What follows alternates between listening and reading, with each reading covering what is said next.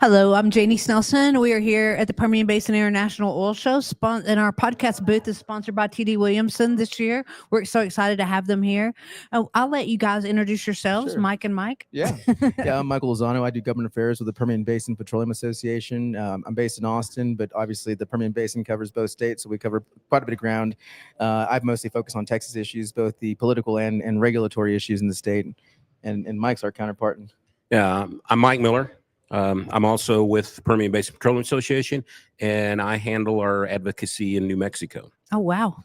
That's awesome. Y'all gave a talk today, right? We did. We were lucky to be hosted. We had great sponsors, Power Power and others, to do great work with us. And we talked a lot about the work we do, both in Texas and New Mexico, focusing on both regulatory but also legislative issues. And while, the geology does not change across the state line, obviously the politics do. And so that creates some natural challenges or unnatural challenges.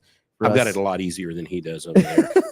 No one believes that for a second. I don't believe that for a second. No. Mike has what? We have in our legislature, we have a super majority of Democrats on both sides. And as we all know, both parties kind of take things to the extreme sometimes. Yes, sir. And a lot of what we deal with in New Mexico now, those on the left side are pretty far that away, and many times they don't like this industry whatsoever. They like the revenue.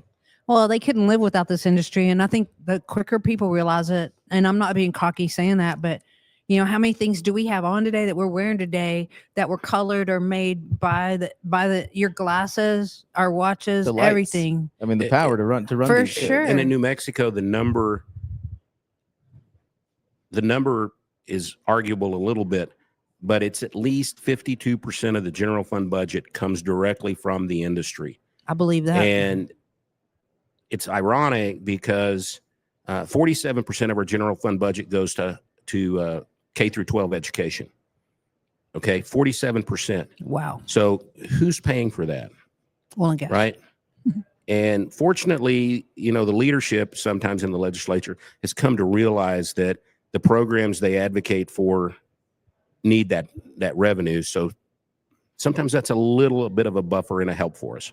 For sure. I mean, that's true. And I think, the old saying is that God bless Texas. And I think he certainly did by putting something pretty important underneath that ground. And we're lucky to have great legislators out of the Permian that have been great leaders on issues like Senator Kevin Sparks of Midland, Brooks Landgraf of Odessa, Tom Craddock, a longtime serving member out of Midland, legendary representative out of Midland. And of course, that includes the congressional delegation and others. We're blessed by not just an abundance of natural resource, but abundance of talent.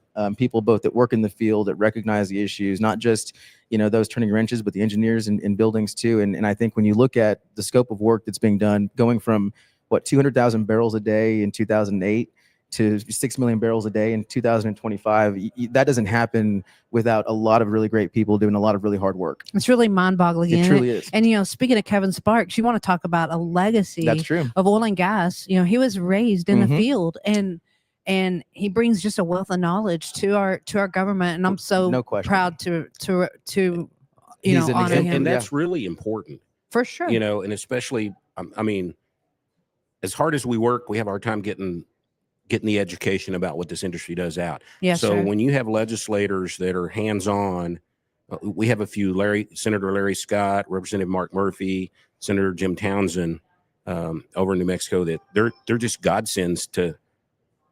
And they punch above their weight. I mean, way above their weight, truly. And not to mention, I think going back to Senator Sparks, I mean, he hit the ground running. He's on natural resources, working on these issues. He's a PBPA member.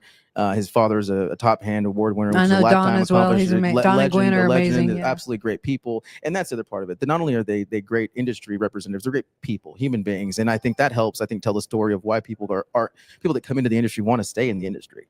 And despite regulatory challenges or bad decisions from federal policies, whatever administration takes place, whatever shape or function these take, the reality is that I think, the people in this industry love it for what it is and want to continue working in it. And I think if government can get out of the way, more folks will come in it and stay in it, Yeah, I'm fourth Ronald generation. Reagan always said it best, right? About government. Ronald Reagan, if you want something done, get the government out of the way. That's right. Yeah. So. Do the next right thing. We talked about that earlier today. And so I'm glad y'all are here. We're excited to be here. It's always such an incredible event to see so many people come all the way out here from all across the planet. I mean, truly, the the camaraderie, the investment, the commitment. Effectively, I think the industry on its own is a community, and it's great for, I think, that community to come to, I think, the greatest oil and gas community in the world. Yes, You know, sir. the Permian Basin continues to be the best oil and gas developing region. And, you know, one question I think people always a little too flippantly ask is, where's the next Permian? Well, this is the next Permian. It's the Permian. We're here. For years to come. Correct. And it will be that way. The next Permian is the Permian Basin. Well, the cool thing about the Permian is it's almost like we reinvent ourselves, right? Yeah. What do Well- you see going forward as any challenges or anything that we can help you all with PBPA? You know, I think the industry is looking at addressing a couple of really important issues. I think we see great opportunity in the beneficial reuse of produced water. I think there's untold opportunities if we can really utilize this above hole and not send it back down hole after we treat it, and utilize it in either industrial applications for cement or asphalt or roads, or using it as a feedstock for electric generation with natural gas turbines. There's the opportunities are endless, and at the very least, the opportunities to reduce our reliance on fresh water, which you can't create more of that, but we can treat that and treat produced water and use it in great ways. And I think also if we can find ways to maximize what we know as oil and gas products like natural gas for electric generation, we know we need more of that daily. Absolutely. I think those are two really important issues we've been talking about. And I couldn't add any more. It's water and electricity is what we have to deal with. But and again, the legislative and regulatory environment. For sure. Do you find it harder in Texas or New Mexico or wherever? I think anybody that knows anything would say it is a little more difficult in New Mexico. Yeah. But I will say that even though it is far more difficult in New Mexico, because I think the political inertia against the industry, Mike and the work that Mike has done, and Ben and Steven and others and our members have done in New Mexico, For sure. you know, he's batting 900, in New Mexico, which is hard to do when 300 is a Hall of Fame number, right? I mean, Mike, talk about punching above your weight. The industry, It's not Mike. You hit the nail on the head. It's collaboration. It's the collaboration with our members,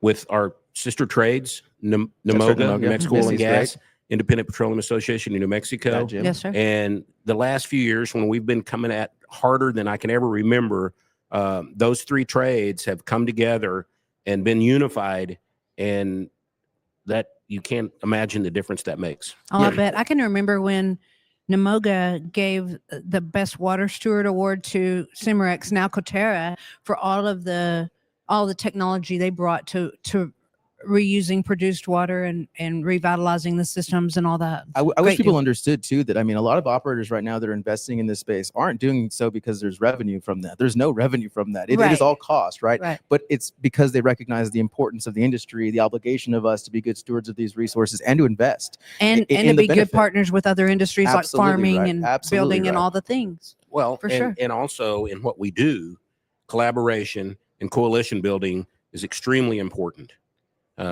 Many times the same bills that impact us either negatively or positively, which I can't think of many lately that have been that way.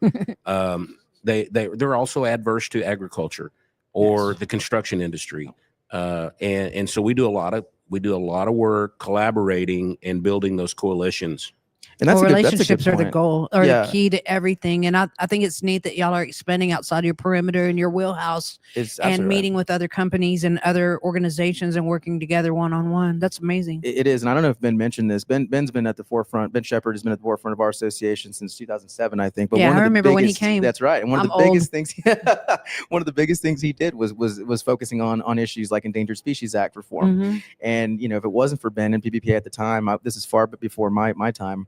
One of the most important things they did was find the reality with cattlemen and home builders and all of these different stakeholders. Because once you start establishing these really draconian protections, I'm putting this in air quotes, literally they're just land use restrictions for development, that affects anyone who ever wants to utilize and build a home for their For family sure. or Yes. Absolutely. any of those industries. And that's not the goal of anything. I think we've recognized that voluntary conservation measures that all of these industries have been part of, the cattlemen, the ag folks, the home builders, PBPA, and our industry partners. There's a lot of room for collaboration. I think love we're it. always looking for it. I love it. That's great. Let's go. I'm so thankful y'all are here and I really appreciate your time. Thanks bet. for Thank sitting you. Well, down thanks for with the us. Appreciate it. opportunity. Yeah. It's been fun. That's Always awesome. fun. Thank Again, you. we're at the Permian Basin International Oil Show and come see us. We're here. Y'all wave.